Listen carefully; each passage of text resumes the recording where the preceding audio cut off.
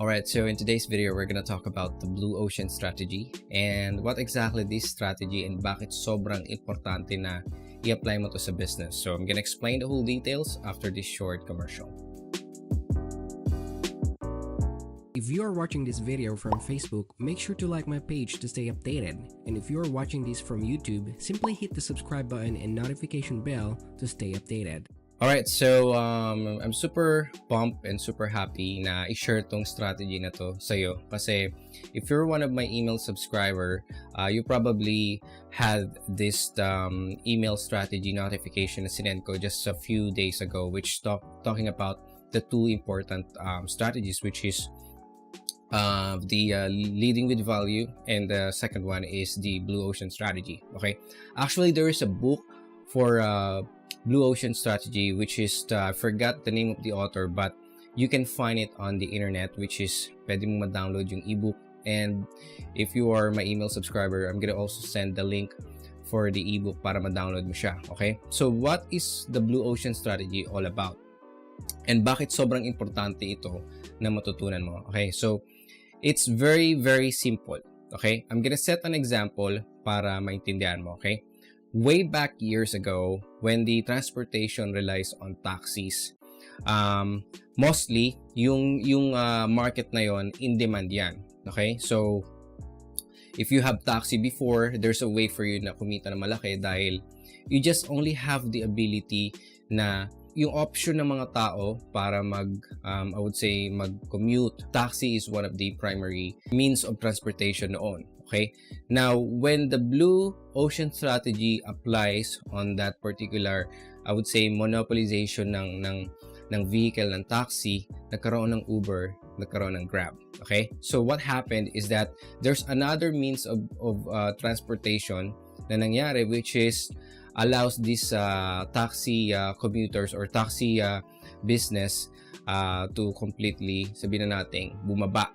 Okay, so nag-low down yung market nila. Now, giving that kind of example or sharing that example to you, Blue Ocean strategy simply means doing the market disruption. Okay, I repeat, Blue Ocean strategy simply means by it's a kind of strategy by doing the market disruption. So ano ba yung market disruption? Yung market disruption, it is a finding of I would say unique way kung papaano mo i-establish ang isang business in a way na you are unique, at the same time mawawalan ka ng competition. Okay, so imagine this. Ang means of transportation before is taxi. Nung lumabas si Uber, nang lumabas si Grab, naluging bigla ang mga taxi business type of transportation, di ba? The reason behind it, very simple. Nagkaroon sila ng competition in which very accessible sa mga tao. Just imagine this, with one simple smartphone, pwede na mag-book yung commuter ng private vehicle, malinis, maayos, and then from there, makakarating sila from point A to point B. As easy as that. Okay? So there's like a market disruption. So another example for that is Airbnb. Kasi pag inisip mo mabuti, yung means ng pagbubook before sa hotel, for let's say luxury, I would say vacation na gusto mong mapuntahan sa ibang bansa, noon kasi kailangan mano-mano pumunta ka ng website, pumunta ka ng sabihin na natin certain or point of contact nila, kailangan mong i-communicate yon para lang makapag-book ka. Ngayon sa Airbnb, aside from there's like a means of access, napaka I would say far away yung mga prices na ino-offer nila compared doon sa mga binubook mo noon from hotels and other expensive place to stay with. Now, in Airbnb, nagkaroon sila ng market disruption pagdating sa pagbubook ng mga places na pwedeng pag-stayan ng mga vacationist doon sa place na yon. So, nagkaroon ng disruption between the market na pinangahawakan ng mga I would say dating traditional business. Okay, now going to the point na i-apply mo yan sa business, ganito yan, very simple. If you are a network marketer, online seller, or maybe affiliate marketer, or maybe a pure I would say seller online, okay, nagbenta ka.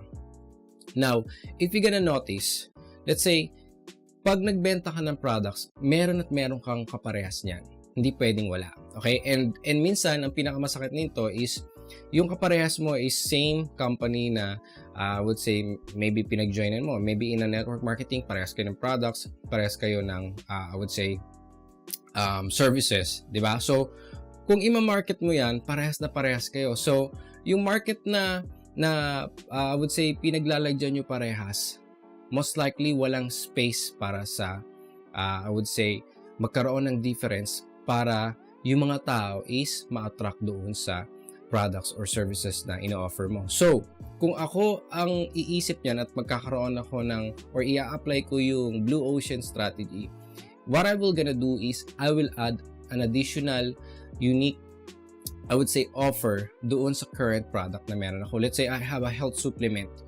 Ngayon, para bilhin ito ng tao, I will add an additional unique offer na ibabundle ko doon sa health supplement ko para magkaroon ako ng market disruption in a simplified way, doon sa current competition na meron ako. Okay? Nevertheless, hindi mo kasi iiwasan ng competition. Sabi nga nila, ang pinaka-competition mo is yung sarili mo. Which is tama naman. Okay? Pinaka-competition yung sarili mo because you have to find way para maging iba doon sa current market na meron ka.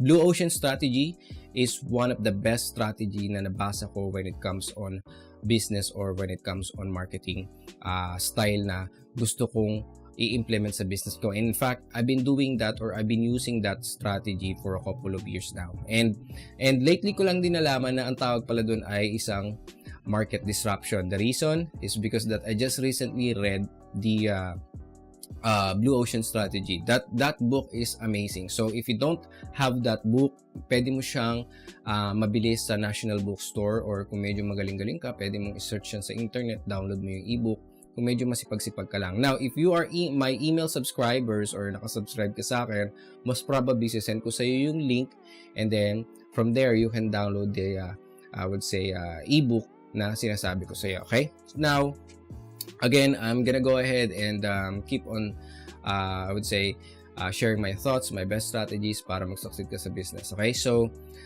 if you haven't subscribed on my YouTube channel yet, go ahead and click subscribe. If you don't downloaded the, I would say, yet the content marketing ebook para maintindihan mo, most probably I'm gonna put the link here below para maging email subscribers ko, and you will receive many strategies, mga unique strategies na hindi mo pa naririnig. So, I just wanted to send that to you personally, okay? So, thank you so much for watching this video and have a nice day. See you in my next video.